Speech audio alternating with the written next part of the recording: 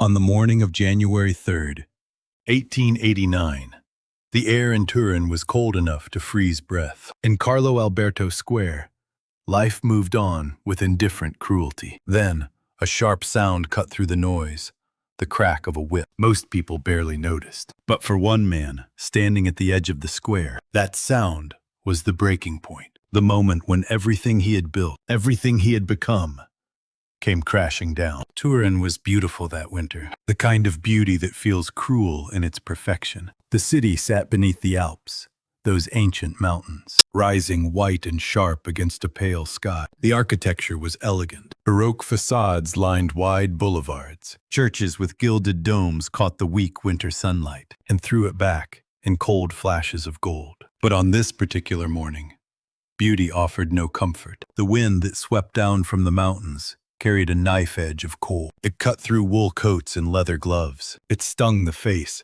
and made eyes water. The kind of cold that reminds you that winter is not romantic. It is hostile. It wants you gone. Carlo Alberto Square was busy despite the cold. It was always busy. A major intersection in the heart of the city, where Via Po met Via Carlo Alberto. Carriages clattered over cobblestones, worn smooth by centuries of wheels. Horses snorted clouds of steam. Their iron shoes rang against stone, with a rhythmic clop, clop, clop that echoed off the surrounding buildings. Vendors had set up carts along the edges of the square. A man sold roasted chestnuts from a small brazier, the smell of charred shells mixing with coal smoke from nearby chimneys. A woman wrapped in a dark shawl called out prices for winter. Vegetables, turnips, cabbages, potatoes caked in frozen mud. People hurried past with their heads down, clutching packages, eager to get wherever they were going and escape the cold. No one paid much attention to anyone else. That was the way of cities. Everyone was the center of their own small universe of concerns. Bills to pay,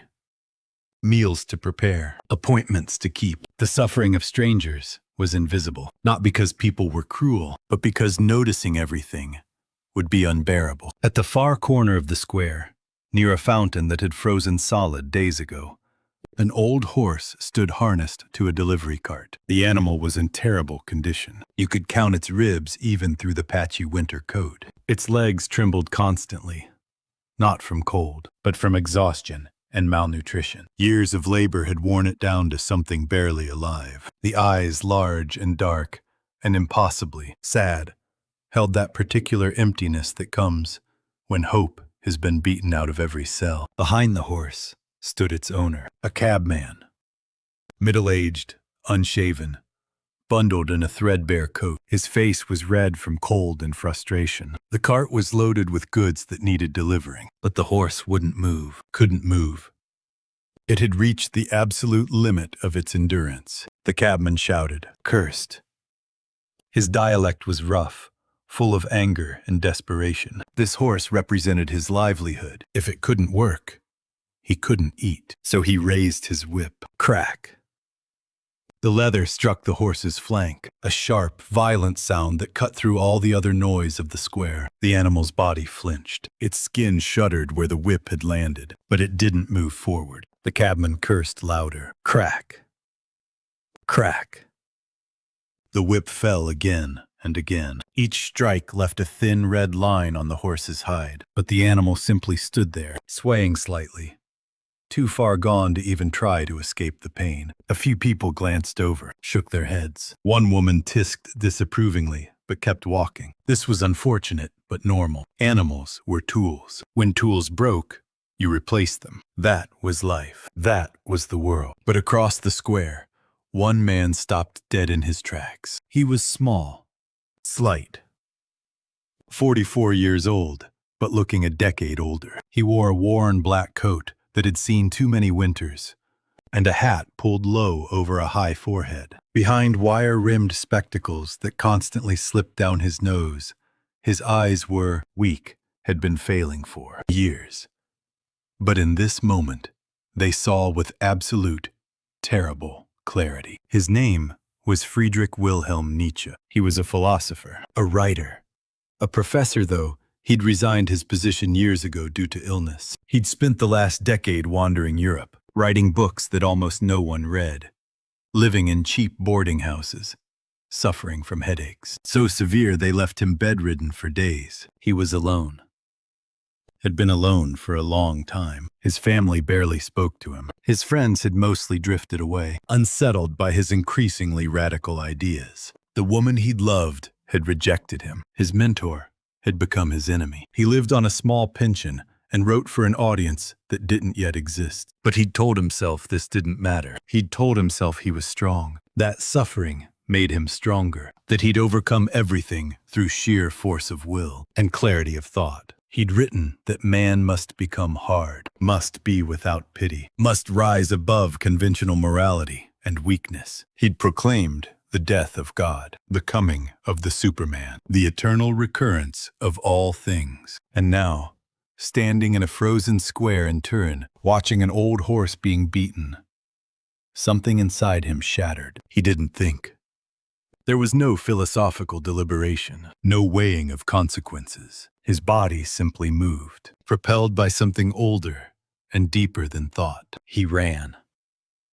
Or tried to. His legs weren't strong. He stumbled more than ran, but he crossed the square with desperate urgency. People scattered out of his way. Someone cursed at him in Italian. A child stared. The cabman raised his whip again, but before it could fall, Nietzsche was there, standing between the whip and the horse. His hands came up, not to protect himself, but reaching past, reaching for the animal. He threw his arms around the horse's neck. The horse's coat was rough and dirty. It smelled of sweat and hay and something sour. The animal's body was warm, despite the cold. Nietzsche pressed his face against that warm neck and felt the pulse of life beneath the skin, felt the trembling of exhausted muscles, felt the animal's ragged breathing, and he wept. Not quiet tears, not dignified grief. This was something primal. His body convulsed with sobs. Sounds came from deep in his chest, raw, broken sounds that didn't seem human. His fingers clutched at the horse's mane, as if holding on to the only real thing in the universe. The cabman stepped back,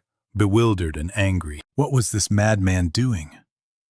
People stopped to stare now. A crowd began to form at a distance, pointing, whispering. Some laughed nervously. Others looked away, embarrassed. But Nietzsche didn't see them, didn't hear them. He was somewhere else entirely. In that moment, embracing that dying animal in a frozen square, he was experiencing something beyond language, beyond philosophy, a recognition so profound it destroyed him. He saw himself in that horse, saw all of suffering creation, saw the terrible, indifferent cruelty of existence. And for the first time in his life, he couldn't intellectualize it away, couldn't transform it into theory, couldn't make it mean something. It was just suffering, pointless and vast. Friends came eventually, people who knew him. They'd been looking for him, worried by his increasingly strange behavior over the past days. They found him still clinging to the horse, still weeping, barely conscious. They had to pry his hands away, had to half carry, half drag him back to his lodgings on Via Carlo Alberto, just a few streets away, but he couldn't walk properly. His legs buckled. He mumbled incoherently. In his room, they laid him on the narrow bed. He stared at the ceiling. His lips moved. Strange words came out. He said he was Dionysus, the Greek god of wine and ecstasy and destruction. He said he was the crucified one, Christ himself. He wrote letters, bizarre, grandiose letters signed with different names, to the King of Italy, to Cosima Wagner, the wife of his former idol, to his oldest friends. The letters made no sense. They were the ravings of a mind coming apart. Within days, his mother arrived from Germany. Franziska Nietzsche, now elderly, made the long journey as quickly as trains would allow. When she entered her son's room and saw what he had become, her face went white. This was her brilliant boy, the one who'd become a professor at 24, who'd written books that scholars called genius, even if they didn't understand them. Reduced to this, raving, incoherent, lost. She sat beside him, took his hand. It was thin and cold despite the blankets. His eyes turned toward her slowly. For just a moment, They seemed to focus, to see her, to know her, and he spoke. 5 words, clear and sane and fine. Mutter, ich bin dumm. Mother, I was a fool. Those were the last coherent words Friedrich Nietzsche would ever speak. After that, silence. A silence that would last 10 years. A silence deeper and more absolute than death, because he was still alive within it, still breathing, still existing. But the man was gone. The mind that had burned so fiercely had consumed itself entirely. For a decade, he sat in chairs, stared out windows, ate when fed, walked when led. His mother cared for him like a small child. Later, after her death, his sister took over. He was docile, empty, a shell. Occasionally, he played simple melodies on the piano with stiff fingers. Occasionally, he smiled at nothing in particular, but there was no recognition, no thought, no Friedrich. On August 25th, 1900, he died quietly, in his sleep, in a house in Weimar. He was 55 years old. But the question remains, the question that has haunted every person who has tried to understand this life. Why? Why did the man who told us to become hard, to overcome ourselves, to love our fate no matter how cruel, why did this man collapse before a suffering horse? What did he see in that moment that broke him so completely? This was the philosopher who'd written that what doesn't kill us makes us stronger, who'd looked at the suffering of existence and said yes, yes to all of it, who'd proclaimed that we must create our own values, our own meaning, because the old gods were dead and we were finally free. And yet, one horse, one moment, and it was over. The rest was silence. We can never know what passed through his mind in that square. The last 10 years took those answers into darkness. But we can look back. We can trace the path that led a pastor's son from a small German village to that breaking point in Turin. We can follow the thread of his life through love and loss, through insight and illness, through triumph and betrayal. We can try to understand how a man who sought to rise above humanity ended up weeping in the arms of an animal. This is that story. The story of Friedrich Nietzsche, the man who killed God and dreamed of supermen. The man who taught amor fati, the love of fate, even as his own fate destroyed him. The man who saw further than anyone and paid the ultimate price for that vision. It begins not in Turin, but 55 years early, in a house where hymns were sung by day and screams echoed by night, in a place where a small boy learned that God does not answer prayers, and that lesson changed the world. To the young Friedrich, the parsonage was a place of confusing extremes. By day, it was filled with the holy sound of hymns, but when the sun went down, the house was haunted by the agonizing screams of his dying father. 5-year-old Friedrich would lie awake, trembling beneath his thin blankets, listening to sounds no child should ever hear. And in those long, terrible nights, the seeds of his atheism were planted. The village of Rücken was unremarkably small, the kind of place where nothing ever happened and nothing ever changed. It sat in the Prussian province of Saxony, surrounded by flat farmland that stretched endlessly in every direction. Wheat in summer, mud in autumn, snow in winter. The landscape offered no drama, no mystery, just the slow, predictable rhythm of agricultural life. At the center of the village stood a modest stone church, dark with age, a simple wooden cross atop a low steeple, and beside it, the parsonage, white walls, red tile roof, 2 stories. This was where Friedrich Wilhelm Nietzsche was born, on October 15th, 1844. His birthday happened to fall on the same day as King Friedrich Wilhelm IV of Prussia. His parents saw divine providence in this coincidence. They named their son after the king and prayed he would grow to serve God with the devotion that had marked their family for generations. The Nietzsche lineage was steeped in pastoral tradition. Friedrich's father, Karl Ludwig Nietzsche, was a Lutheran minister. His grandfather had been a pastor, his great-grandfather as well. On his mother's side, the pattern repeated. Service to the church was not merely tradition. It was identity. It was destiny written in blood. Karl Ludwig was 36 when his son was born. He was gentle by nature, educated, musical. He played the piano beautifully and composed small pieces for church services. He believed deeply in God's grace and taught that earthly suffering was a test of faith that would be rewarded in heaven. The parishioners loved him. His sermons were not thundering condemnations, but gentle invitations to embrace divine love. Friedrich's mother, Franziska, was only 18 when she married Karl Ludwig. Young and dutiful, raised to be a pastor's wife, she fulfilled the role with diligence, if not passion. She kept the house immaculate, never missed a servant, smiled politely when parishioners came to discuss their troubles. She loved her husband and children with the fierce, silent love of women, taught that their feelings must always be secondary to their duties. Into this world of order and piety, little Friedrich arrived. He was serious from the beginning. Even as an infant, the midwife noted,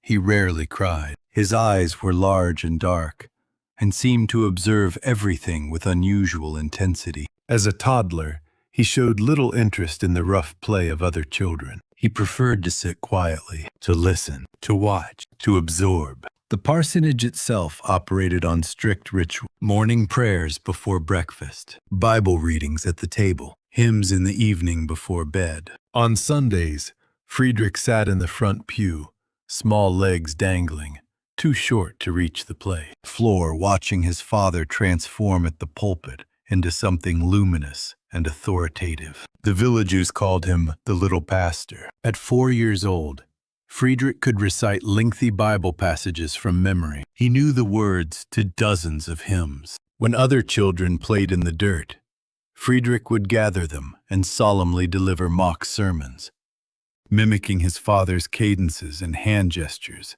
with uncanny accuracy. The adults found this charming, adorable, proof that God had chosen this boy for service. But beneath the surface, something else stirred. Young Friedrich didn't just repeat the sermons, he questioned them. Not aloud, of course. He was far too well behaved for that. But in his mind, small doubts flickered. Why did Jesus have to die? If God loved humanity, why couldn't he simply forgive without requiring blood sacrifice? Why did the Bible describe God as love while also calling him jealous and wrathful? These weren't yet fully formed thoughts. They were feelings, a vague sense that the pieces didn't quite fit together. And then, when Friedrich was 4 years old, something happened that would shatter his world forever. His father began suffering from headaches. At first, they were mild. Karl Ludwig would massage his temples between services and carry on with his duties. But over the following months, the headaches intensified. He became sensitive to light, had to preach in a darkened church with candles dimmed low. He stumbled on stairs. His speech began to slur. Doctors were summoned. They examined him, bled him according to the medical practices of the time, prescribed various tinctures and tonics. Nothing helped. The diagnosis, when it finally came, was delivered in Latin. Encephalomalacia, softening of the brain. The tissue inside the skull was degenerating, literally turning soft and mushy. The cause was unknown. The prognosis was brutally clear. There was no cure, only decline, only suffering, only death. This was when the screaming began. At first, it happened only occasionally. Late at night, a sudden cry would pierce the silence of the house and then fade into whimpering. Franziska would rush to her husband's side. The children Friedrich and his baby sister Elizabeth would wake frightened in their beds, not yet understanding what was happening. But as weeks turned to months, the episodes became more frequent, more violent, more inhuman. During the day, the parsonage maintained its facade of normalcy. Francisca smiled at visitors and assured them her husband was resting, that he was in God's hands, that they should keep him in their prayers. She dressed Friedrich and Elizabeth in their finest clothes, made sure they were clean and quiet and well-behaved. The house smelled of baking bread and floor polish. Sunlight streamed through lace curtains. Everything appeared peaceful. But when darkness fell, the mask dropped. Karl Ludwig's condition deteriorated with horrifying speed. Within months, he no longer recognized his family. He would stare at Francisca as if she were a complete stranger. He forgot how to form coherent sentences. Words tumbled out in nonsensical strings. Sometimes he laughed high, brittle laughter completely divorced from joy. Sometimes he wept like a lost child. And sometimes he screamed.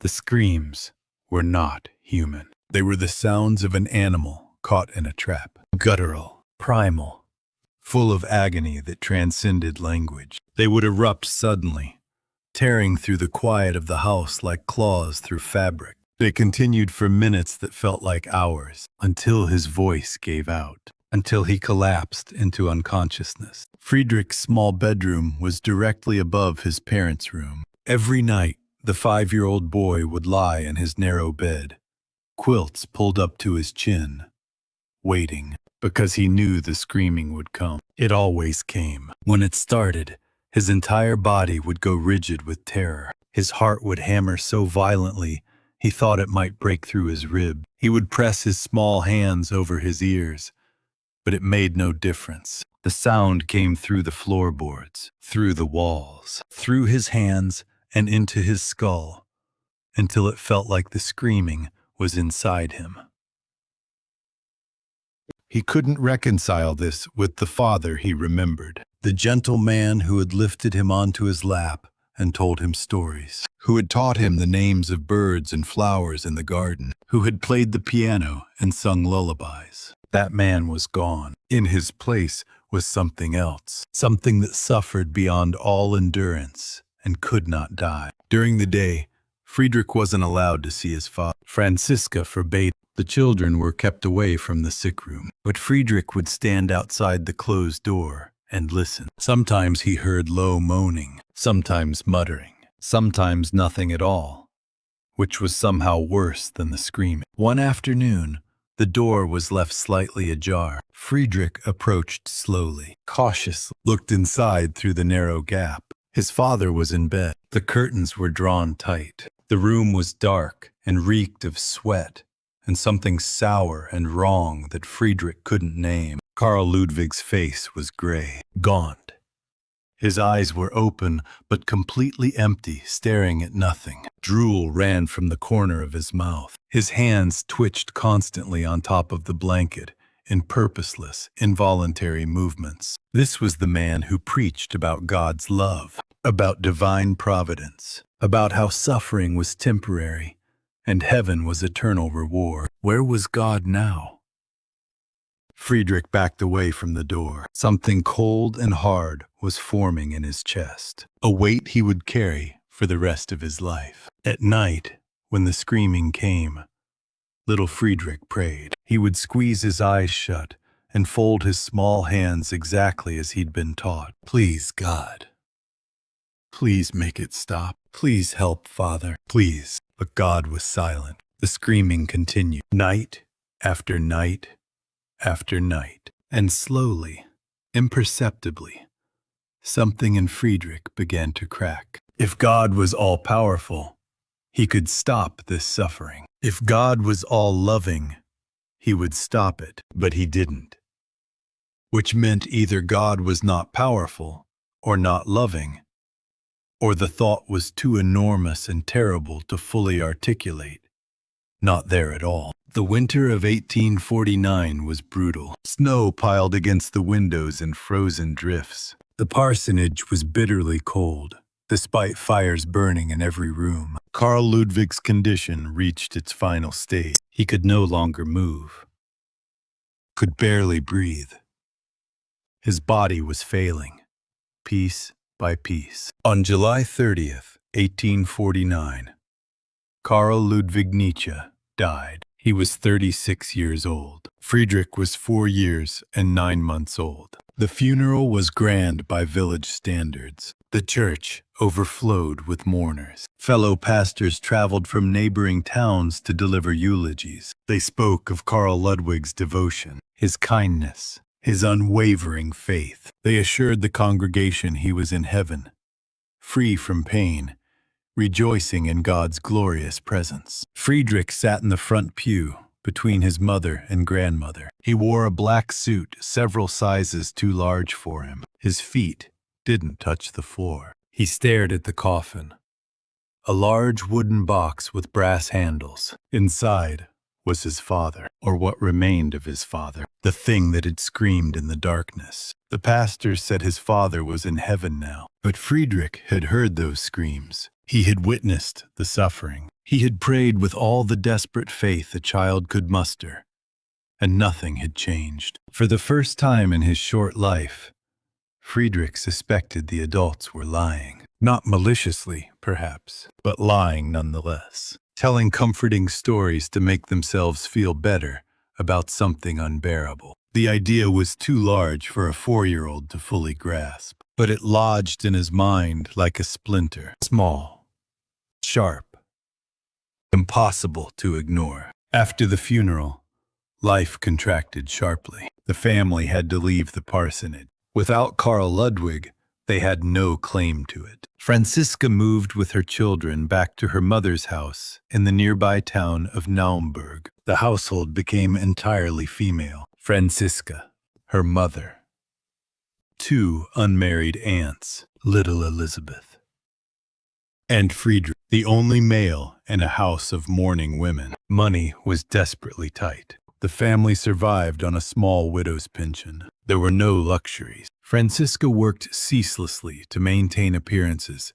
to keep the children fed and clothed and educated. She never complained, never showed weakness. But Friedrich could feel the crushing weight of her grief pressing down on everything. And then, less than a year after his father's death, tragedy struck again. Friedrich's younger brother Joseph fell ill. He was only 2 years old, a sweet, chubby-cheeked boy who had just begun speaking in complete sentences. The illness came suddenly.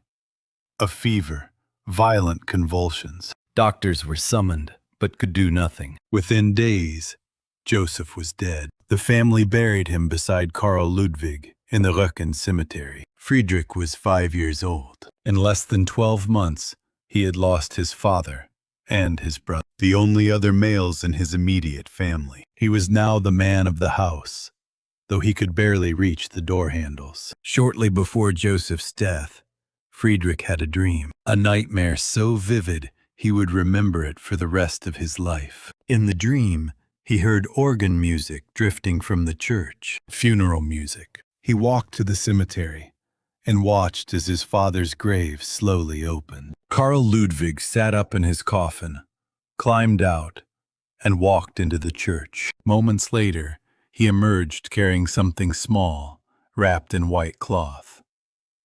He returned to his grave and descended back into the earth. The grave closed over him. The next day, Joseph died. When Friedrich told his mother about the dream, she went deathly pale, said nothing, but he could see raw fear in her eyes, as if his dream had somehow caused Joseph's death, as if Friedrich had glimpsed something forbidden. The boy began to withdraw deeply into himself. He had always been naturally quiet, but now he became almost silent. He spent hours alone, reading. He was precocious to an alarming degree. By age 6, he was reading adult literature. By 7, he was writing poetry.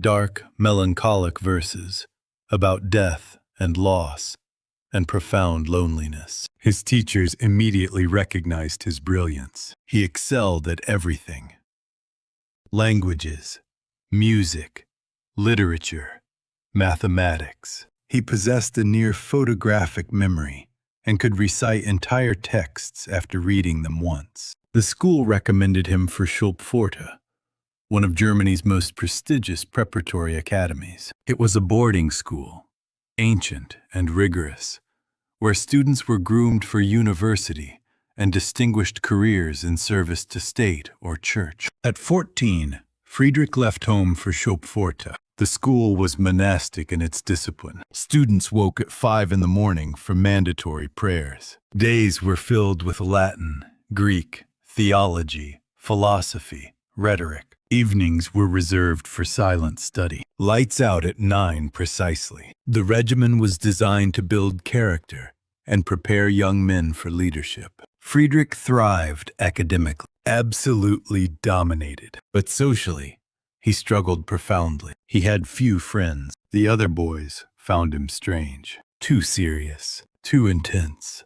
He didn't play sports, didn't tell jokes, or share gossip. He spent his free time reading Plato and Sophocles and composing complex music at the piano. But something else was happening during these years. Something quiet, but seismic. Friedrich was losing his faith. It wasn't sudden or dramatic. There was no single moment of rejection. Instead, faith eroded gradually, like stone worn away by persistent water. Each Sunday, he attended mandatory chapel and listened to sermons that sounded increasingly hollow. Each night, he studied theology and found the arguments increasingly unconvincing. The problem of suffering, his father's unbearable suffering, remained entirely unanswered. How could a supposedly good God permit such evil? The standard theological responses felt like transparent evasions, mysterious ways, testing faith, free will.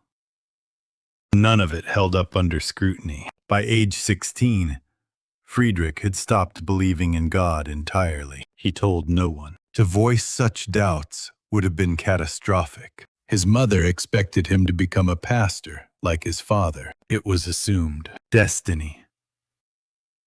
The family had already endured so much loss. To abandon the church would break Franziska's heart completely. But Friedrich couldn't force himself to believe. Not anymore. He couldn't serve a God he was certain didn't exist. He couldn't preach a gospel that felt like elaborate fiction. In his final year at Schulpforte, he made a momentous decision. He would not study theology at university. He would study philology instead, the scholarly analysis of ancient languages and texts. It was intellectually respectable, but it was decidedly not the church. When he told his mother, she wept bitterly. She begged him to reconsider, reminded him of his father's legacy, of God's plan for his life, of her prayers and hopes for him. But Friedrich remained firm, gentle, but absolutely unyielding. He could not serve a God he didn't believe in. He could not preach a gospel he knew to be false. He would honor his father's memory in his own way,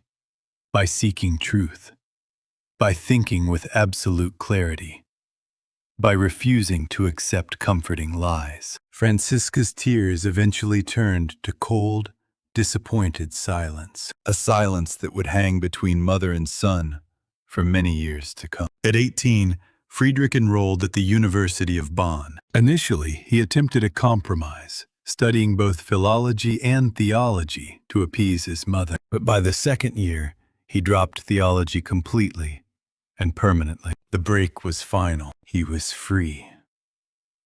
But the price of that freedom was profound loneliness, a loneliness that would deepen with every passing year, a loneliness that began in a parsonage filled with hymns by day and screams by night. In the heart of a small boy who watched his father die in agony and learned that prayers change absolutely nothing.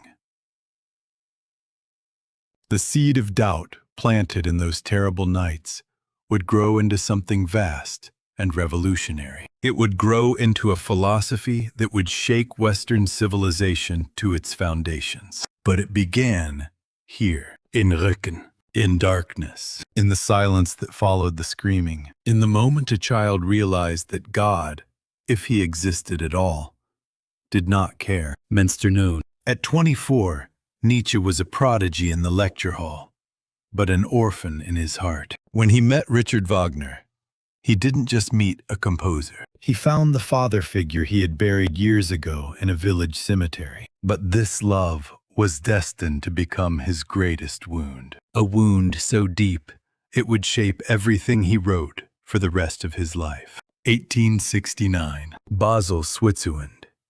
The University of Basel had just made an extraordinary decision. They appointed Friedrich Nietzsche as professor of classical philology, full professor, not assistant, not associate, full chair, at 24 years old. It was unprecedented, scandalous even.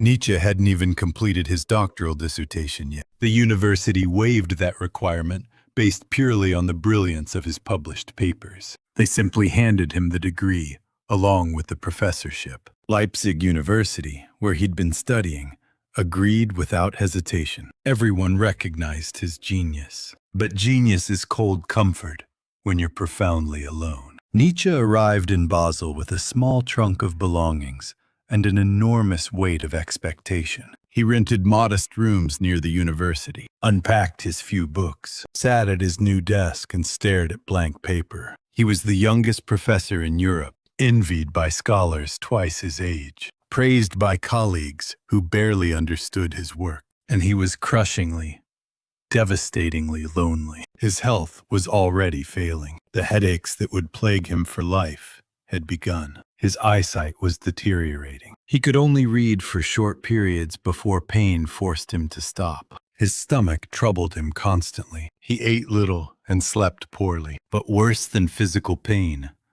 was the isolation. His colleagues were polite, but distant. They found him strange, too intense, too serious. He didn't drink with them, or tell jokes, or gossip about university politics. Students respected him, but didn't warm to him. His lectures were brilliant, but cold, precise, unforgiving. He had no real friends, no confidants, no one who understood what moved in his mind. He thought often of his father, dead now for 20 years. Sometimes in dreams, Carl Ludwig would appear, not the screaming, dying thing, but the gentle man from before the illness. In these dreams, his father would place a hand on his shoulder, would tell him everything would be all right, and Nietzsche would wake with tears on his face and a hollow ache in his chest. He was an orphan. Not literally, his mother and sister were still alive, but spiritually, he had no one to look up to, no mentor, no guide, no one whose approval mattered. And then, in November of 1868, shortly before his appointment to Basel, he met Richard Wagner. The meeting was arranged by a mutual acquaintance in Leipzig. Wagner was staying there temporarily. He was 55 years old, already famous, already controversial. The most important composer of the age, according to his admirers. A dangerous radical, according to his critics. Nietzsche had admired Wagner's music for years, had played his compositions on the piano, had read his theoretical writings about art and culture. Wagner wasn't just a musician to Nietzsche. He represented something larger, the possibility of art as religion, as redemption, as the thing that could replace the dead god. When Nietzsche arrived at Wagner's temporary residence, his hands were shaking. A servant showed him into a large sitting room, heavy curtains, dark furniture, the smell of pipe tobacco. And there, rising from a chair, was Richard Wagner himself. He was not tall, but his presence filled the room. Wild gray hair swept back from a high forehead, intense blue eyes that seemed to look directly into your soul, a sharp nose, a mouth that smiled easily, but also sneered with equal facility. He wore a velvet jacket and silk scarf. Everything about him radiated confidence, power, certainty. Wagner extended his hand. His grip was firm, dominating. He looked at Nietzsche, this thin, shy young man with weak eyes and an awkward manner, and saw something. Potential, perhaps, or usefulness, or simply a new admirer to add to his collection. They talked for hours. Wagner did most of the talking. He always did. He spoke in torrents about music, about German culture, about philosophy and politics and art. His voice was loud and commanding. His opinions were absolute. He had no doubts about anything. He knew what was true and what was false, what was beautiful and what was decadent, who was genius and who was mediocrity. Nietzsche barely spoke. He simply listened, absorbed, marveled. This was it. This was what he'd been searching for. Not just a mentor, but a father, a guide. Someone strong and certain and alive. Someone who could show him how to be more than a lonely scholar producing papers no one read. Wagner seemed to like him, invited him back. They met again and again. Each time, Nietzsche fell more completely under the spell. When Nietzsche moved to Basel for his professorship, he discovered he was remarkably close to Wagner. The composer had recently settled in Switzerland, in a villa on Lake Lucerne called Tribschen. It was less than 2 hours away by train. Wagner invited Nietzsche to visit, told him to come whenever he wished. But Tribschen was his home too. Nietzsche went and kept going. For the next 3 years, he would visit Tribschen more than 20 times, sometimes for a day, sometimes for a week. It became his refuge, his paradise, the only place he felt truly at home. Tribschen was beautiful, a large house on a peninsula jutting into the lake. Mountains rose on all sides, their peaks white with eternal snow. The water was impossibly blue. Gardens surrounded the house, full of flowers and fruit trees. Peacocks wandered the grounds, their calls echoing across the water. Inside, the house was warm, comfortable, alive in ways Nietzsche's empty rooms in Basel were not. Wagner's companion Cosima, who would later become his wife, ran the household with quiet efficiency. She was elegant, intelligent, the illegitimate daughter of the famous composer Franz Liszt. She'd left her husband for Wagner.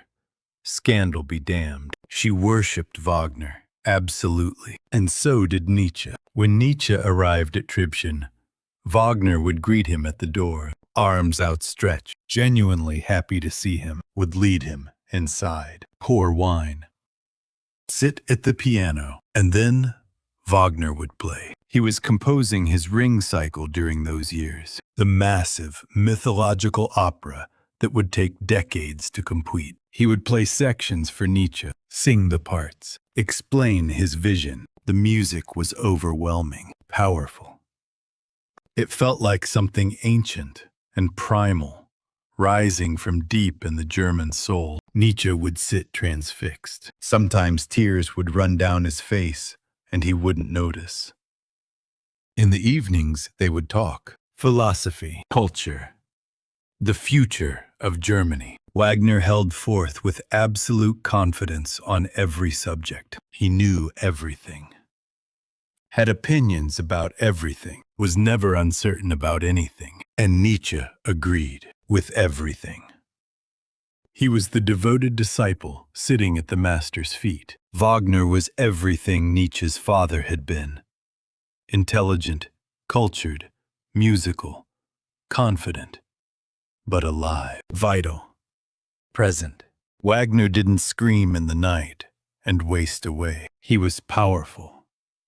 He made things happen. He bent the world to his will. Cosima treated Nietzsche with maternal affection. She called him their young friend, fussed over his health, made sure he ate properly during his visits, arranged comfortable rooms for him. She seemed to understand his loneliness and offered, if not quite love, then kindness and attention. For 3 years, Tribschen was heaven. Nietzsche wrote his first book during this period, The Birth of Tragedy. He dedicated it to Wagner. The book argued that Greek tragedy arose from the tension between two gods, Apollo, representing order and reason, and Dionysus, representing chaos and ecstasy. Wagner's music, Nietzsche argued, was the rebirth of this tragic spirit. Wagner was the new Dionysus. Wagner loved it, called it brilliant, promoted it to his followers.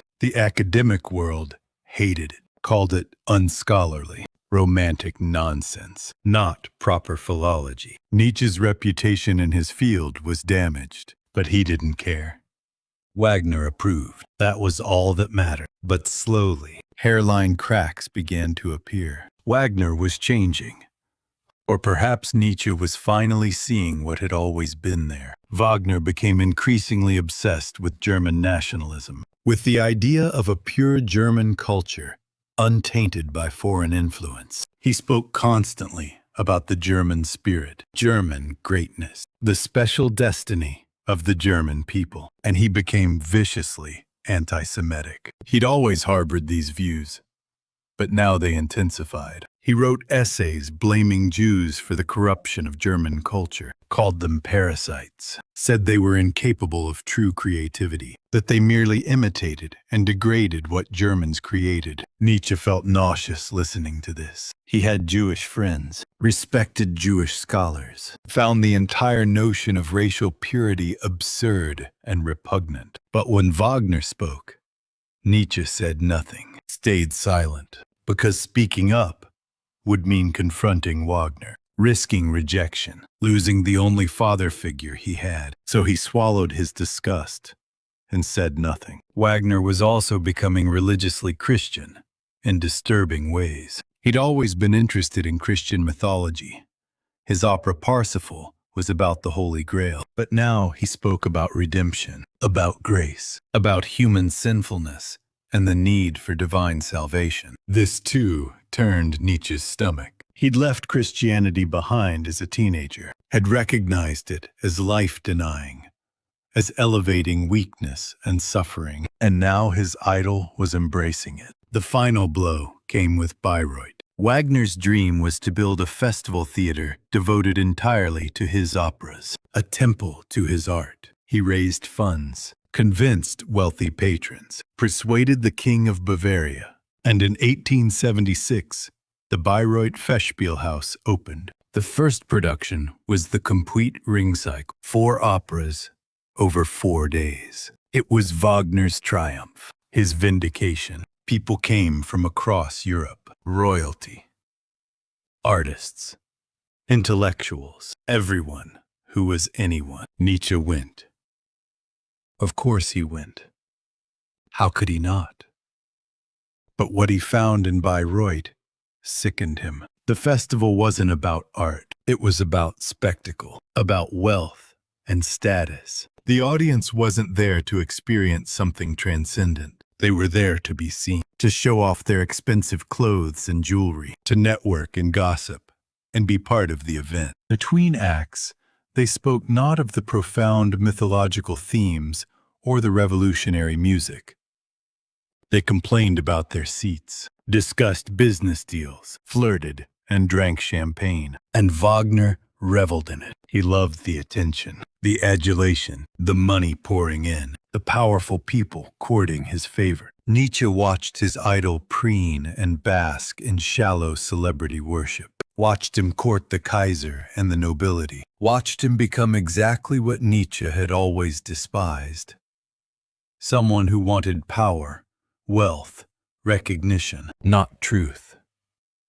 Not art for its own sake, but success by conventional standards. During the performances, Nietzsche developed blinding headaches. He had to leave the theater, couldn't bear to sit through entire acts. He told himself it was his usual illness, but part of him knew it was something else. His body was rejecting what his mind didn't want to acknowledge. Wagner was not who Nietzsche thought he was. Perhaps he never had been. Perhaps Nietzsche had invented an ideal Wagner, a Dionysian genius who transcended conventional morality and projected it onto a real man who was flawed and vain and small. After Bayreuth, Nietzsche began to pull away, not suddenly, not with a dramatic confrontation. That wasn't his style. He simply visited Tribschen less frequently, wrote shorter letters, made excuses about his health,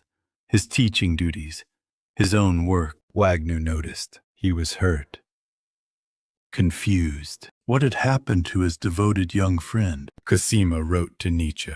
Gentle letters at first, then more pointed ones. What was wrong? Had they offended him? Why was he abandoning them? Nietzsche couldn't explain. How do you tell someone you loved like a father that you've seen through them? That they disgust you now?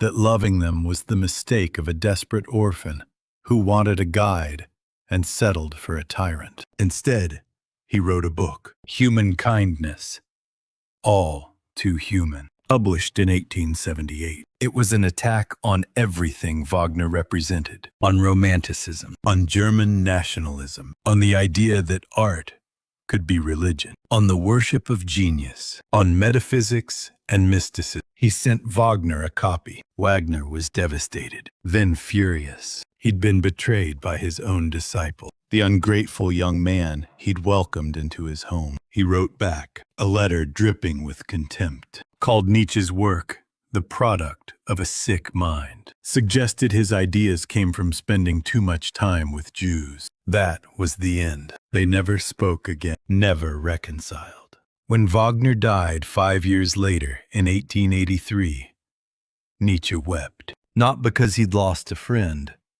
that loss had happened years earlier, but because he'd lost the dream of that friendship, the father who turned out to be human after all. Later, Nietzsche would write about Wagner obsessively. Entire books. He couldn't stop. Even after Wagner's death, he wrote about Wagner the way you write about a lost love, with anger and grief and nostalgia and regret all tangled together. He had to kill Wagner, had to destroy the idol, because as long as he worshipped anyone, he couldn't be free, couldn't think his own thoughts, couldn't become himself. But killing your God is painful, even when you know that God is false, even when you know keeping that God will destroy you. Nietzsche learned this lesson viscerally, that you can love someone deeply and still have to leave them, that sometimes the thing that comforts you also poisons you, that you must be willing to amputate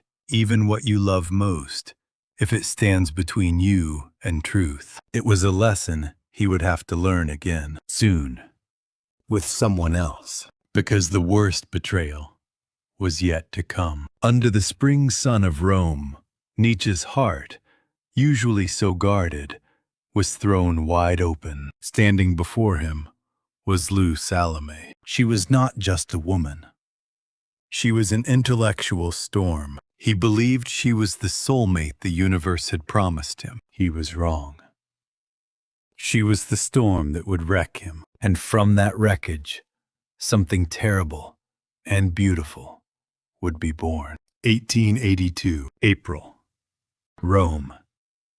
Nietzsche was 37 years old. His health had deteriorated further. The headaches were now so severe he could barely function for days at a time. His eyesight had worsened to the point where reading was agony. His stomach problems meant he could eat only the blandest foods in tiny quantities.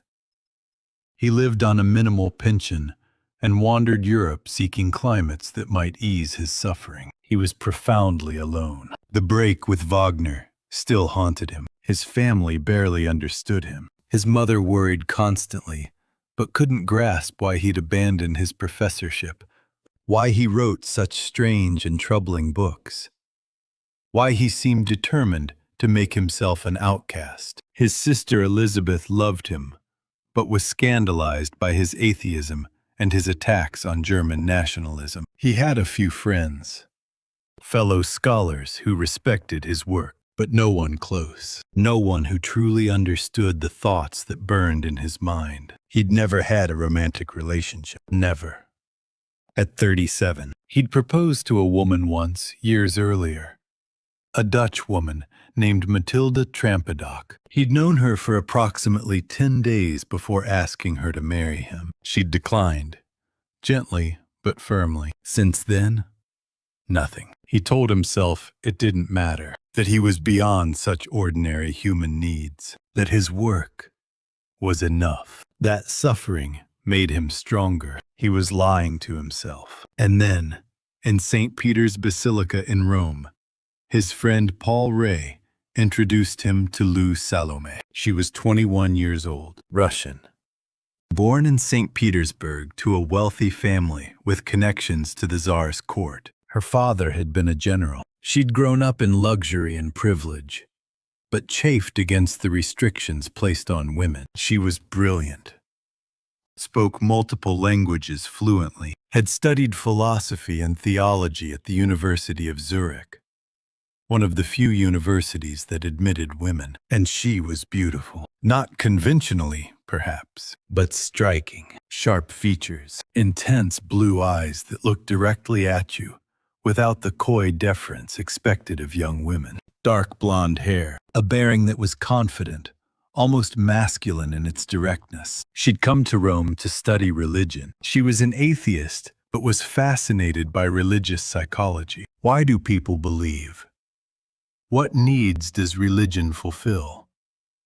She wanted to understand faith from the outside, clinically, as one might study any other human phenomenon. When Nietzsche met her in the vast, echoing space of St. Peter's, surrounded by soaring marble and gilded excess, he felt something he'd never felt before. Recognition. Here was someone who understood, who questioned everything, who refused to accept conventional answers, who wanted truth, not comfort. A woman. And this shocked him, who thought like he did. They talked for hours, standing in the basilica, then walking through Rome's ancient streets, then sitting in cafes. Paul Ray trailed along, slightly bewildered by the intensity of their conversation. Lou asked Nietzsche about his philosophy, about the death of God, about what comes after Christianity, about how humans create meaning in a meaningless universe. And Nietzsche answered. But more than that, he listened. Lou wasn't just absorbing his ideas. She was challenging them, pushing back, offering her own thoughts. She was his intellectual equal. Perhaps, though, he hated to admit it, his superior in certain areas. He fell in love, desperately, completely, catastrophically. Within days, he'd convinced himself this was destiny. That fate had brought them together. That Lou was the missing piece of his life. With her by his side, he could accomplish everything. She would understand his work, help him develop his ideas, be his companion in the lonely pursuit of truth. He told Paul Ray they should form a commune, the three of them, an intellectual community. They would live together, study together, write together, a trinity of free thinkers, unbounded by conventional morality or social expectations. Lou was intrigued. She had no interest in conventional marriage. The idea of being some man's wife, subordinated and domestic, repulsed her. But a community of equals? An intellectual partnership? That appealed to her. Paul Ray agreed as well, though he had his own reasons. He, too, was in love with Lou, had been since before introducing her to Nietzsche. He, too, harbored hopes of winning her affection. And Lou? Lou loved neither of them, not romantically. She loved ideas, freedom, the life of the mind. She saw Nietzsche and Ray as interesting companions, useful even, but nothing more. They traveled together that spring and summer, from Rome to Orta in northern Italy, then to Lucerne in Switzerland, moving from city to city, staying in hotels, spending their days in intense conversation and their evenings in cafes and theaters. The arrangement was strange and scandalous. A young unmarried woman traveling with two unmarried men? Society was appalled. Rumors spread. People assumed the worst. But the three of them didn't care. They were above such petty bourgeois concerns. They were pioneers of a new way of living. Except Nietzsche wasn't above anything. He was drowning. He was desperately in love with Lou, thought about her constantly, wrote about her in his notebooks, believed she was his destiny, but she gave him no encouragement. treated him kindly but distantly, like a respected friend, nothing more. Meanwhile, Paul Ray was quietly suffering the same torment. In Lucerne, they staged a photograph, Lou's idea. She found a cart, the kind used to haul goods. She climbed into it, held a whip above her head, and told Nietzsche and Ray to grab the cart's handles as if pulling it. The photographer captured the image. Lou in the cart, whip raised, looking triumphant and wild. Nietzsche and Ray on either side, bent forward like draft animals, pulling her forward. The symbolism was unmistakable, painful, humiliating.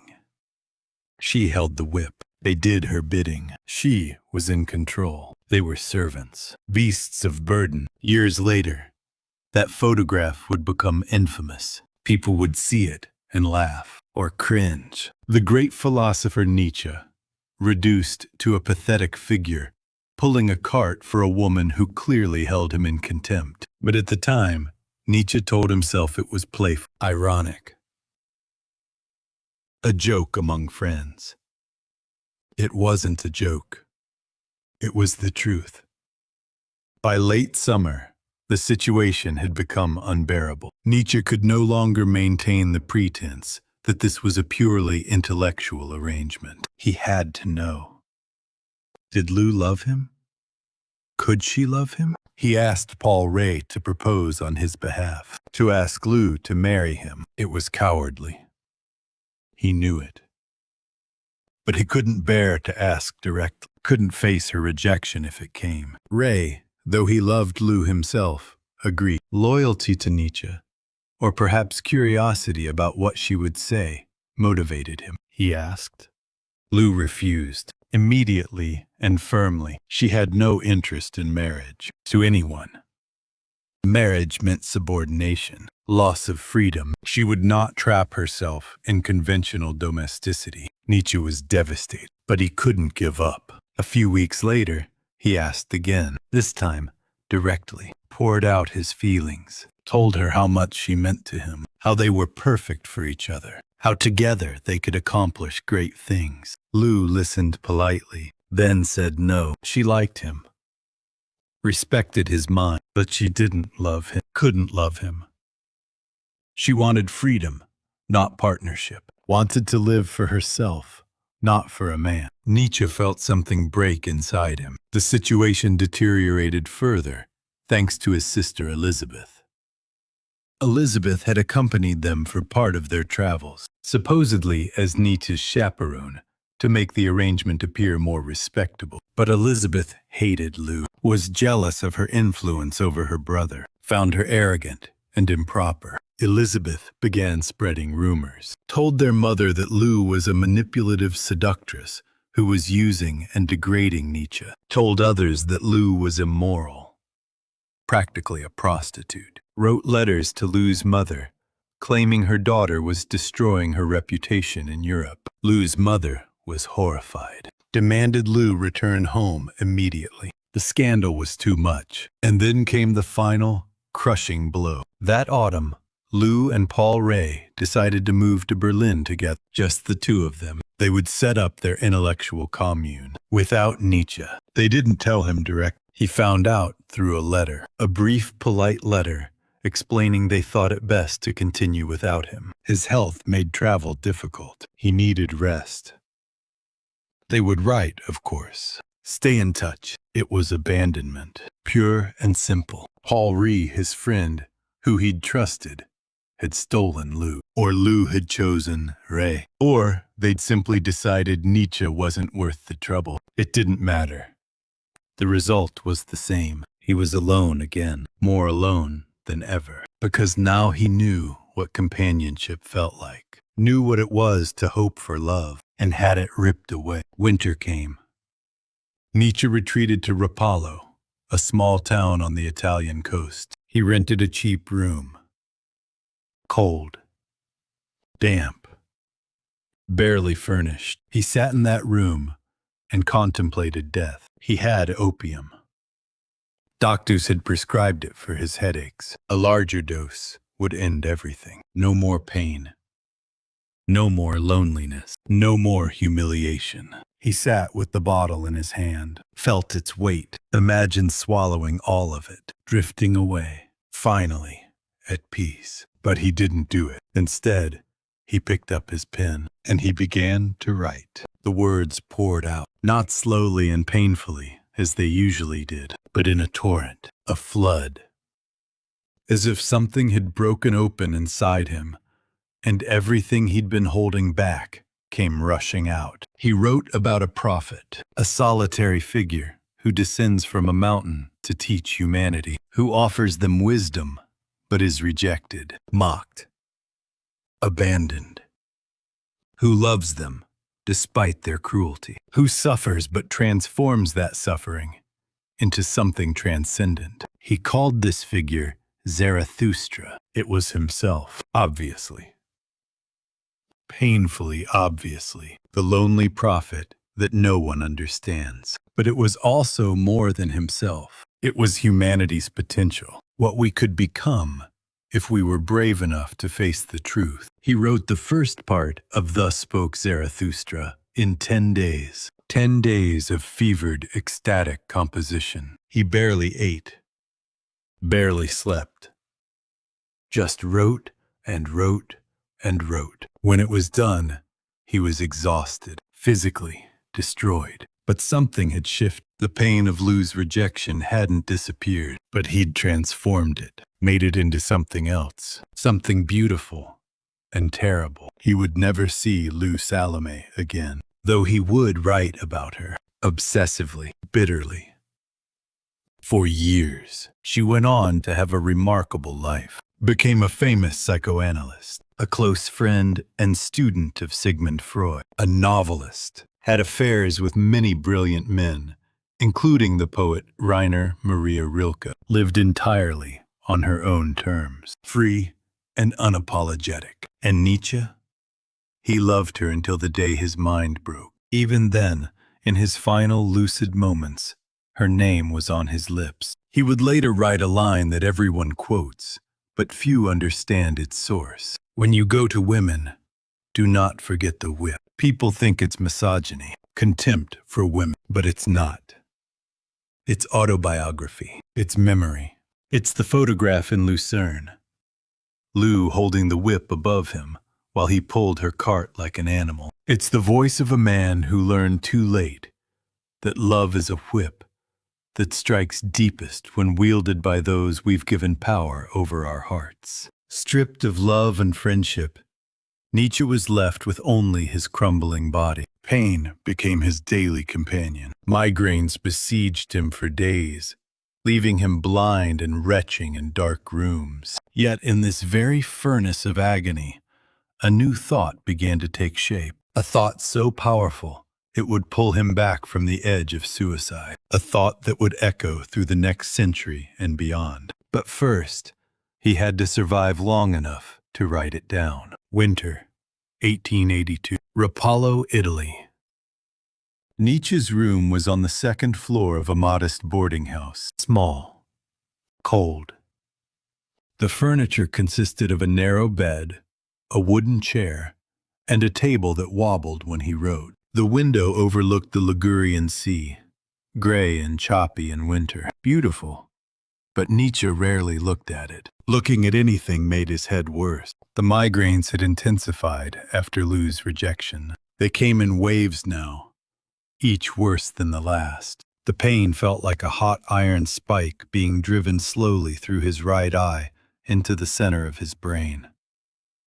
Light became unbearable. Even dim lamplight felt like knives stabbing into his skull. He had to keep the curtains drawn, the room in near darkness. When a migraine struck, he could do nothing but lie in bed and wait, sometimes for hours, sometimes for days. The pain was so severe, he vomited repeatedly, until there was nothing left in his stomach but bile.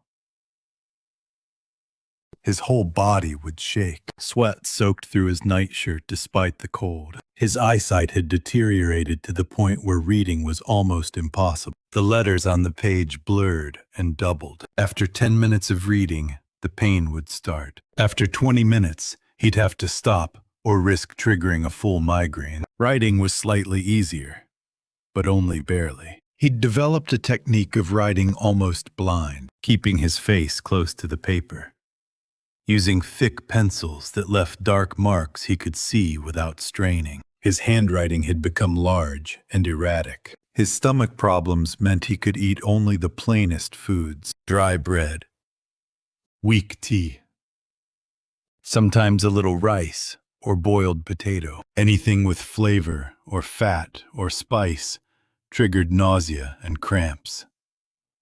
He was skeletal now.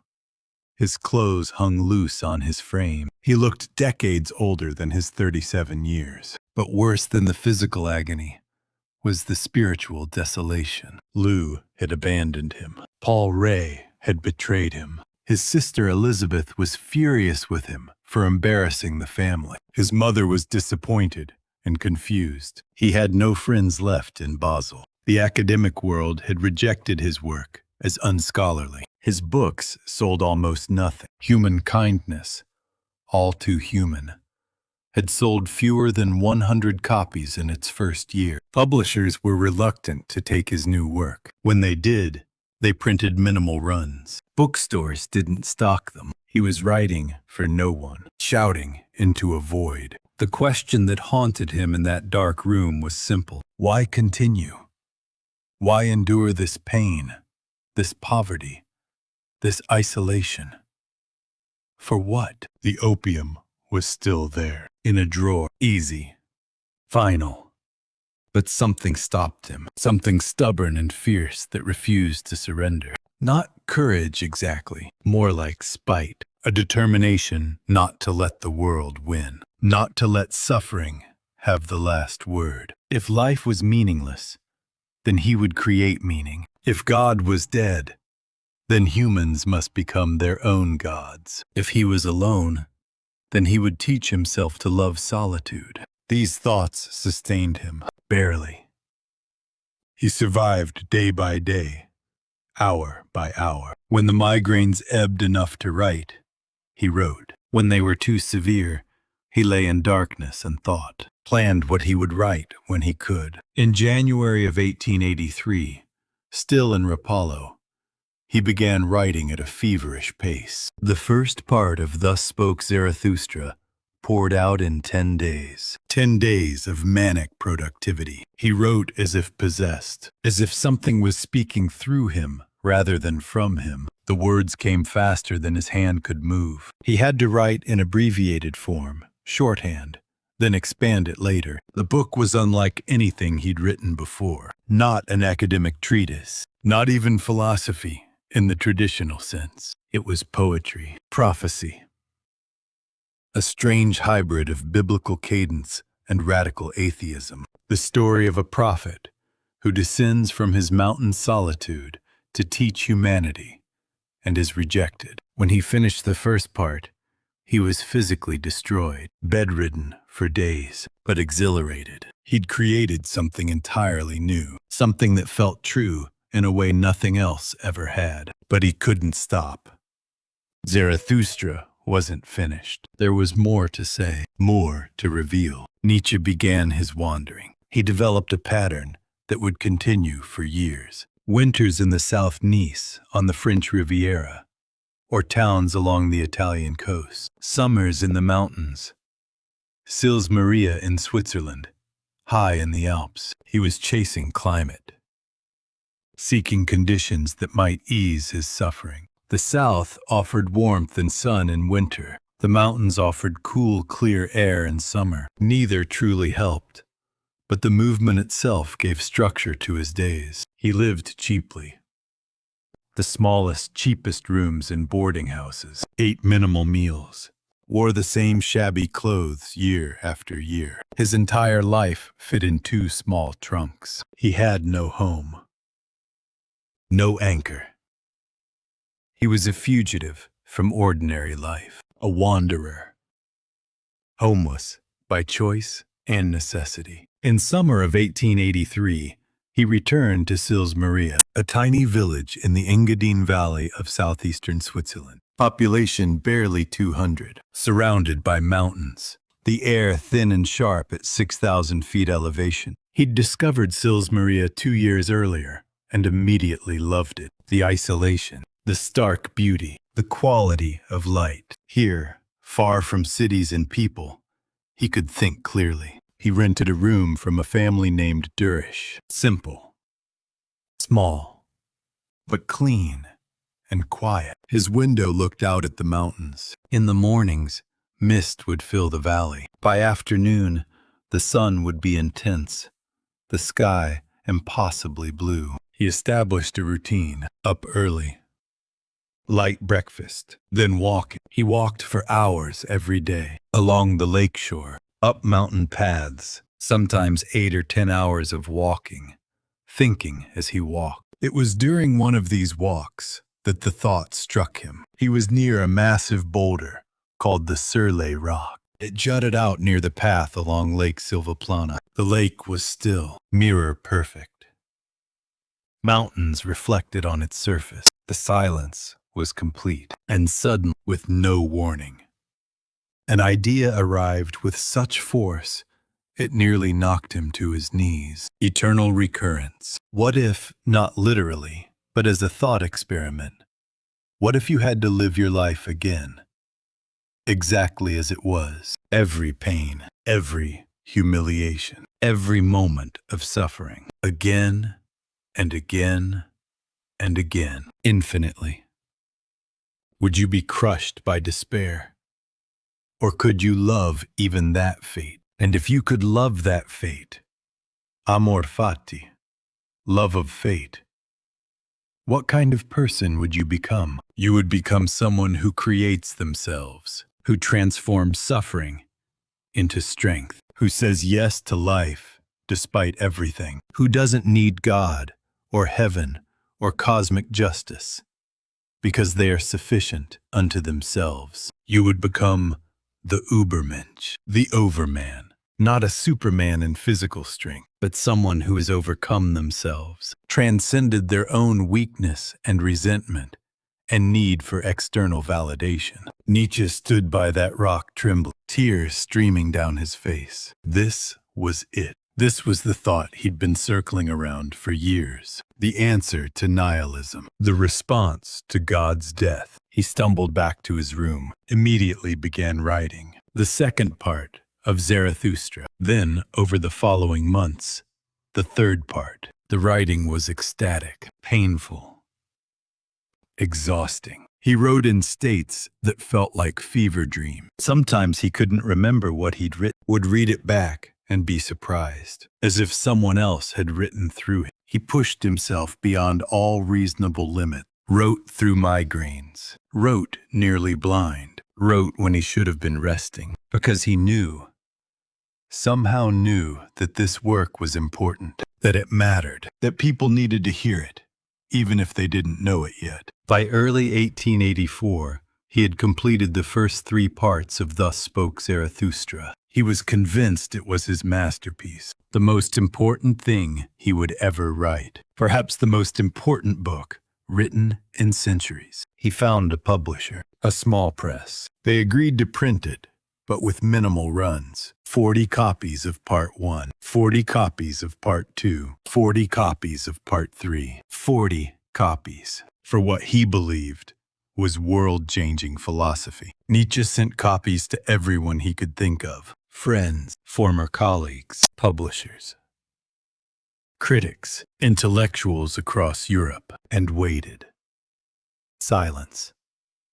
No reviews appeared. No one wrote letters discussing it. The few responses he received were polite but baffled. People didn't understand it, didn't know what to make of it. Was it philosophy? Poetry? Religious text? Satire? Bookstores wouldn't stock it. Libraries didn't order it. It sat in warehouses, unsold. Nietzsche had poured his soul onto the page, had written through unbearable pain, had created something entirely new. And the world looked at it and shrugged. He wrote to his publisher, desperate. Could they advertise? Get reviews? Anything? The publisher was apologetic, but firm. There was no market. No one was buying it. They couldn't afford to promote something with no audience. Nietzsche's sister Elizabeth wrote to him. She'd tried to read Zarathustra, couldn't understand it, found it disturbing, blasphemous. Why did he insist on writing such strange, offensive things? Why couldn't he write something normal people could read? His mother wrote similar sentiments, though more gently. She prayed he would return to the church, find peace, stop torturing himself with these dark ideas. He sat in his room in Nice, held a copy of Zarathustra in his hands. This small book that contained everything he'd learned about suffering and meaning and human potential. No one wanted it. The rejection of the book felt worse than Lou's rejection, more final. Because Lou had rejected him personally, but the world was rejecting his ideas, his life's work, his attempt to give humanity a gift. He thought again of the opium, thought how easy it would be, how quiet, how final. But he didn't take it. Instead, he wrote more, because what else was there? If no one would read his work now, perhaps they would later, perhaps after his death. Perhaps in 50 years, or 100 years, someone would find these books and understand. He had to believe that, had to believe his suffering meant something, that these ideas would matter eventually. Otherwise, it was all meaningless. The pain, the isolation, the sacrifice, all of it, for nothing. So he wrote in dark rooms, through blinding pain, for an audience that didn't exist. He wrote because he had to, because not writing would be surrender. And Nietzsche, despite everything, refused to surrender. The world could ignore him, reject him, mock him, but it couldn't silence, not yet. At the height of his solitude, Nietzsche confronted the most terrifying question a human could face. He called it the heaviest weight. Imagine if a demon whispered to you tonight, this life, as you now live it and have lived it, you will have to live once more, and innumerable times more. Every pain, every joy, every humiliation, every moment of despair, all of it. Exactly the same, forever. Would you fall to your knees and curse the demon? Or would you answer, you are a god, and never have I heard anything more divine. 1883. Summer. Sils Maria. Nietzsche walked the mountain paths alone, always alone. His thoughts, his only companion. The altitude here was 6,000 feet, the air thin and sharp in the lungs. On clear days, the mountains seemed close enough to touch. Ancient stone rising white against impossible blue sky. The lake below reflected everything perfectly. Mountains, clouds, sky. Until you couldn't tell where the real world ended and the reflection began. It was in this landscape of mirrors and heights that Nietzsche wrestled with the idea that would define everything that followed. Eternal recurrence. It began as a thought experiment, a what if.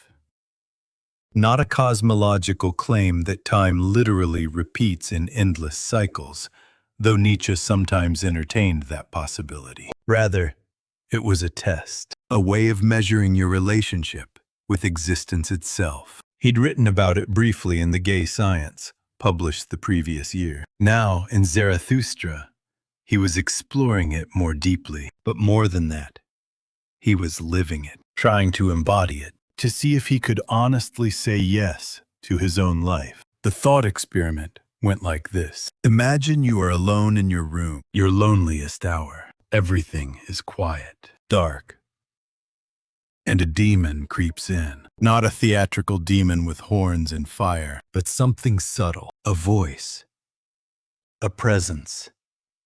The demon speaks directly into your mind. This life, as you now live it and have lived it, you will have to live once more, and innumerable times more. There will be nothing new in it. Every pain and every joy, and every thought and sigh, and everything unutterably small or great in your life will have to return to you, all in the same succession and sequence. Even this spider, and this moonlight between the trees, and even this moment, and I myself. The eternal hourglass of existence is turned upside down again and again, and you with it, speck of dust. How would you react? For most people, Nietzsche thought, the answer would be horror, absolute horror, because most lives are not worth living once, let alone infinitely. Most people endure existence, tolerate it,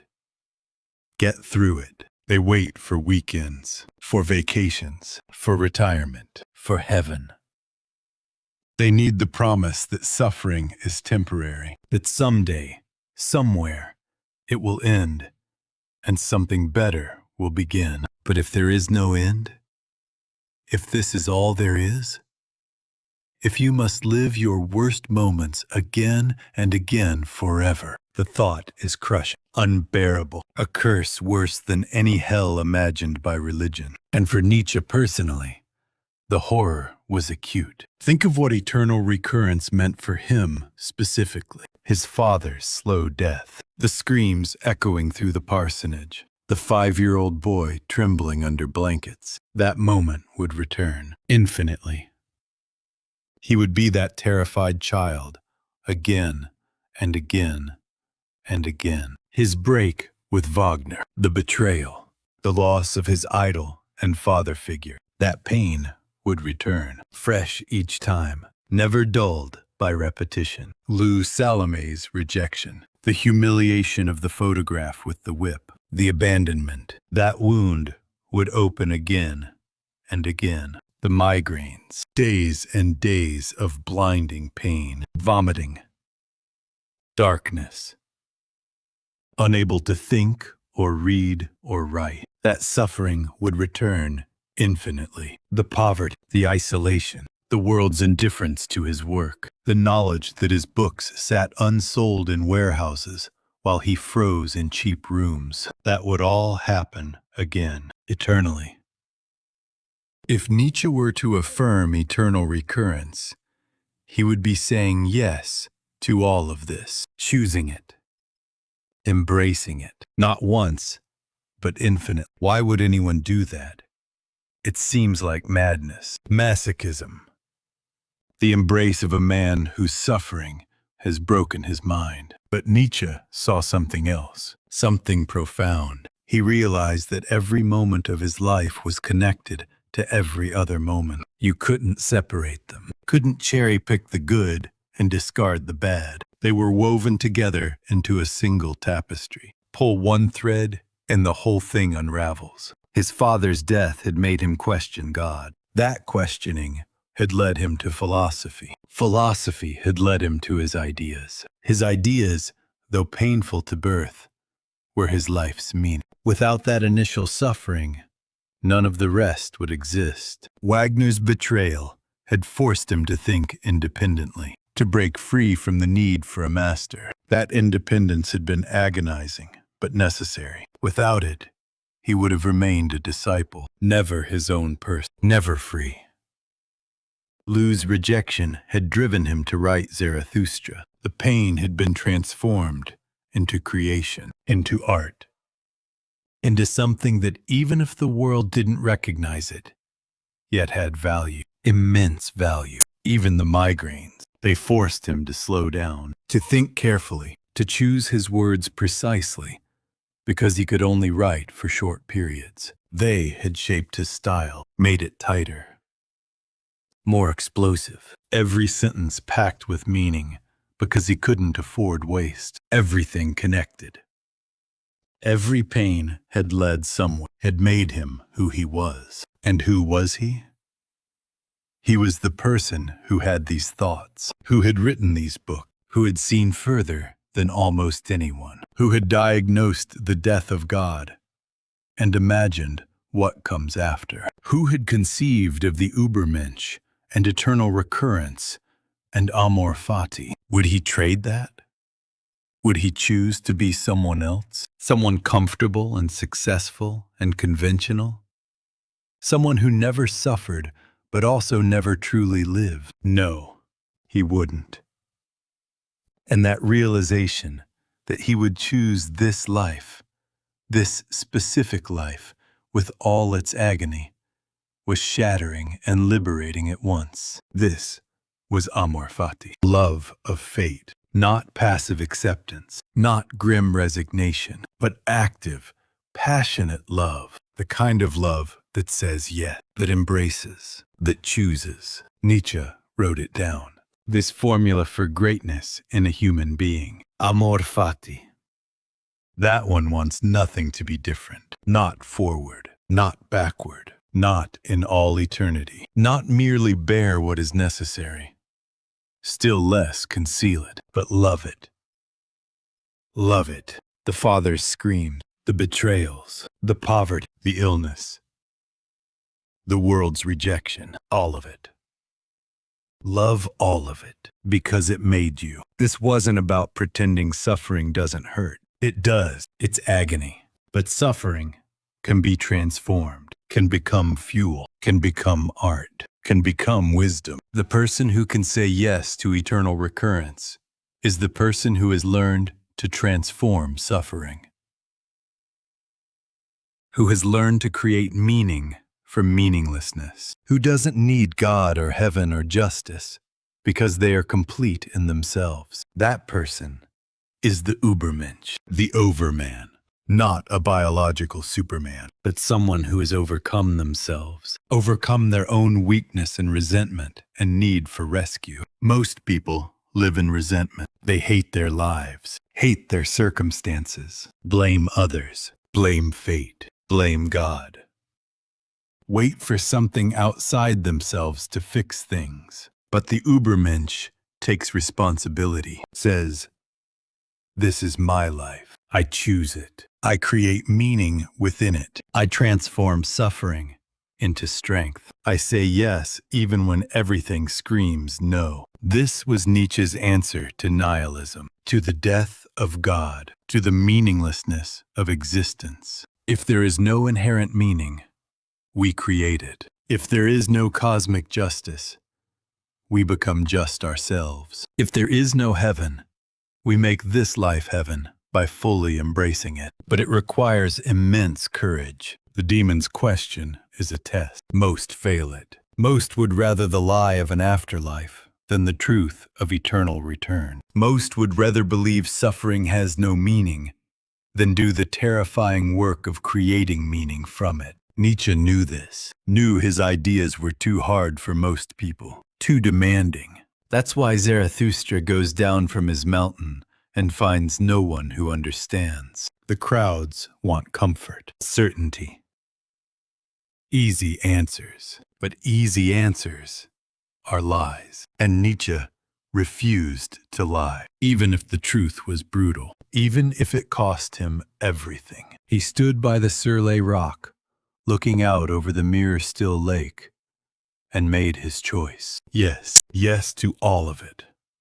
Yes to the father's death and the screaming nights. Yes to the loneliness and the poverty. Yes to the migraines that made him wish for death. Yes to Lou's rejection and Wagner's betrayal. Yes to the books that no one read and the ideas that no one understood. Yes to this life, this specific, painful, glorious life, because it was his, because it had made him who he was, because he couldn't be anyone else. He returned to his small room, sat at his wobbling table, picked up his pencil with shaking hands, and wrote, not grimly, not reluctantly, but with something approaching joy, because he'd found the answer, the response to the demon, the way to live in a world without God. You become your own God. You create your own values. You transform your own suffering. You say yes to your own fate with such force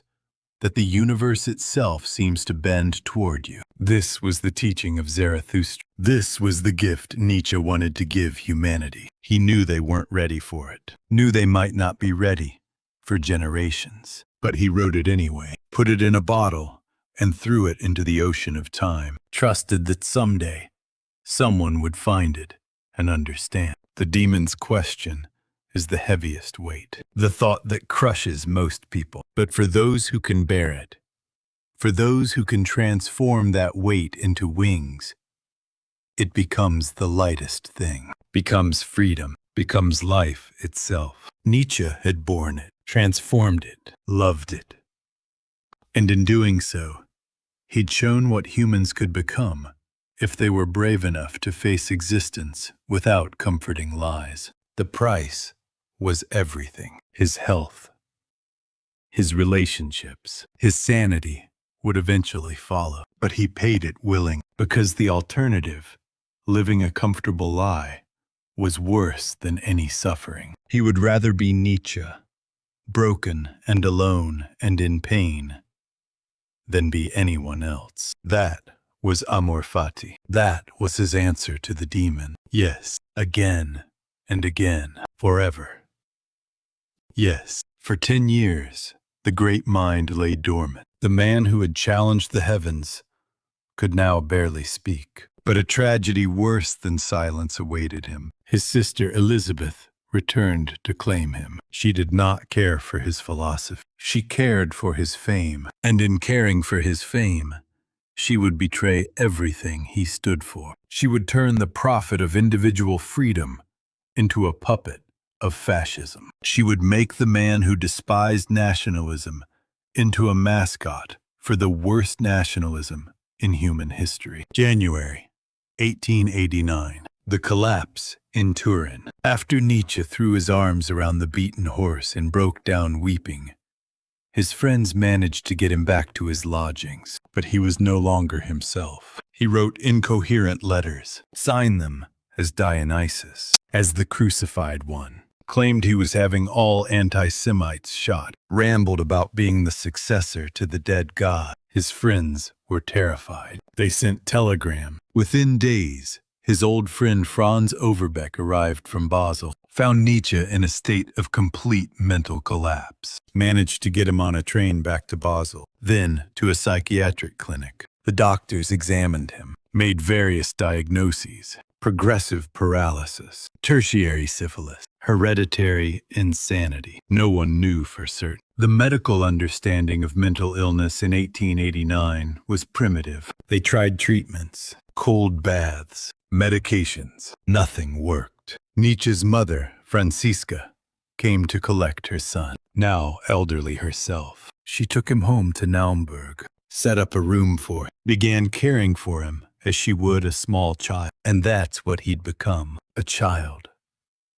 He recognized no one, spoke rarely. When he did speak, it made no sense. Sometimes he'd play simple melodies on the piano, the same few notes, over and over. Sometimes he'd look out windows for hours. Sometimes he'd cry for no apparent reason. The man who'd written, "Thus spoke Zarathustra," who'd proclaimed the death of God, who'd conceived the Übermensch and eternal recurrence and amor fati.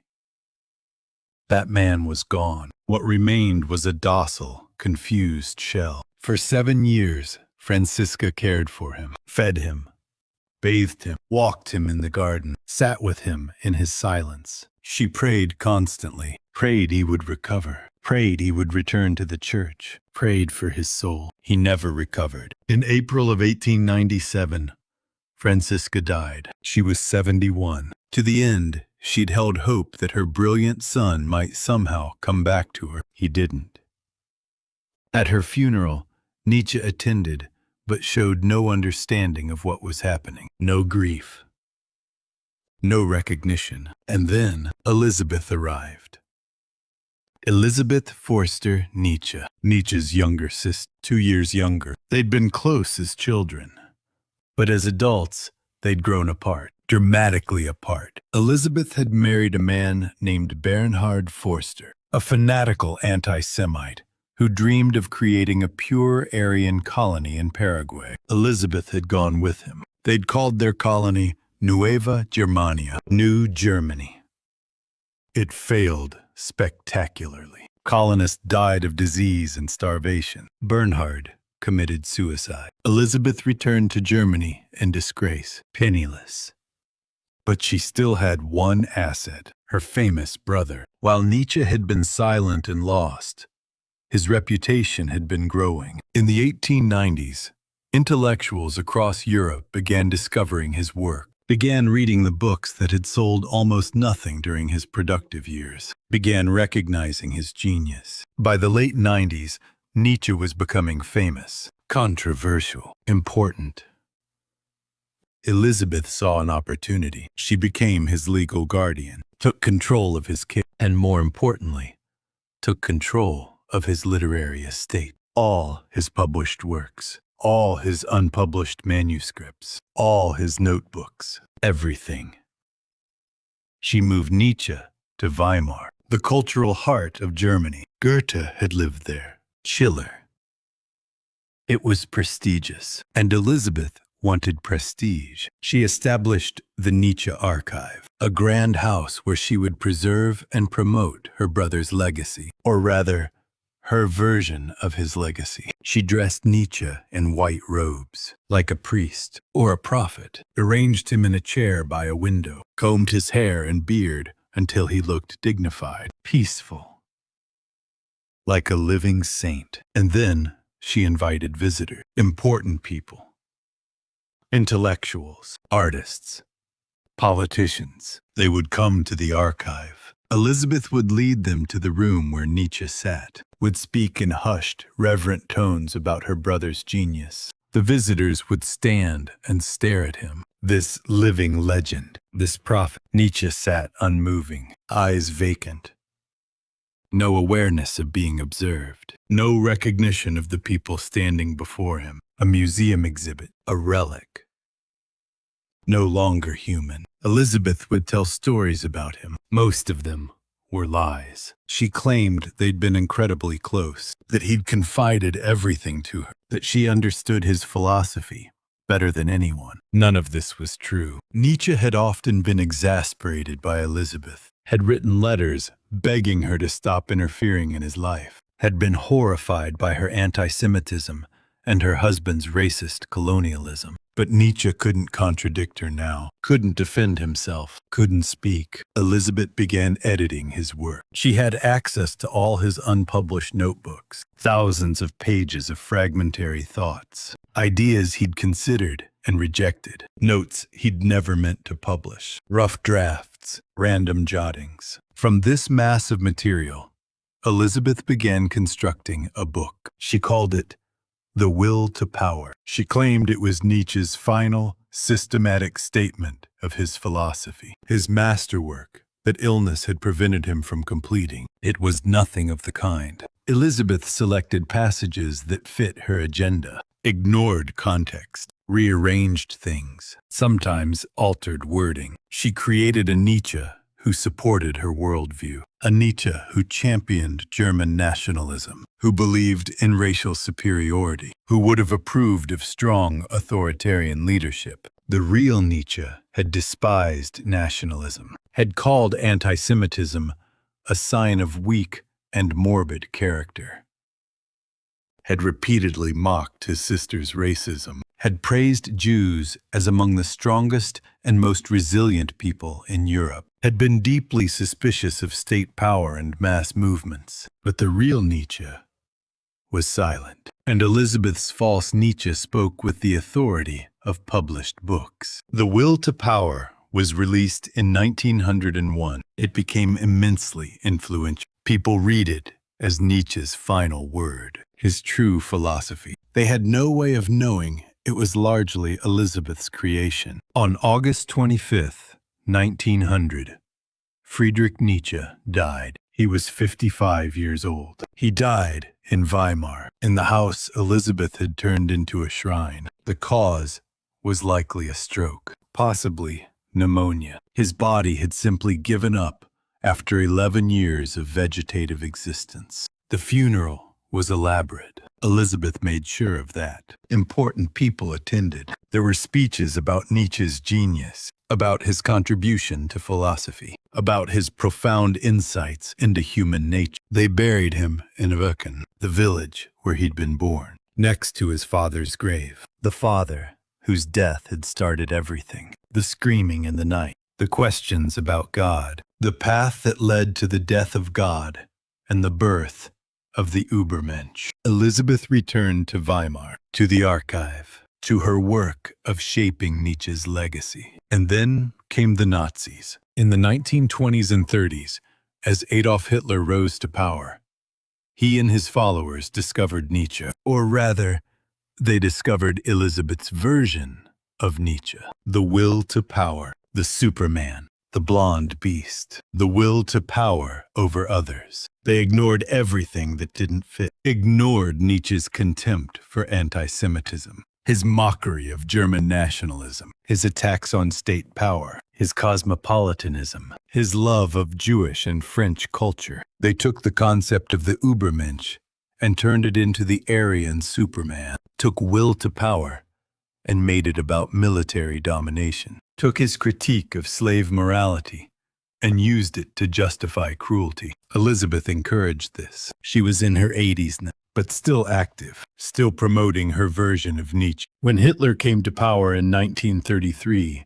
she supported him enthusiastically. In 1934, Hitler visited the Nietzsche archive in Weimar. Elizabeth, now 88 years old, greeted him, gave him a tour, showed him her brother's manuscripts, gave him a walking stick that had belonged to Nietzsche. Photographs were taken. Hitler standing thoughtfully beside a bust of Nietzsche. Hitler receiving Nietzsche's cane like a holy relic. The propaganda value was immense. Here was philosophical legitimacy for the Nazi project. The great philosopher endorsing from beyond the grave the new German order. It was the ultimate betrayal. The man who had written, "I am not a man, I am dynamite," had been turned into a tool of tyranny.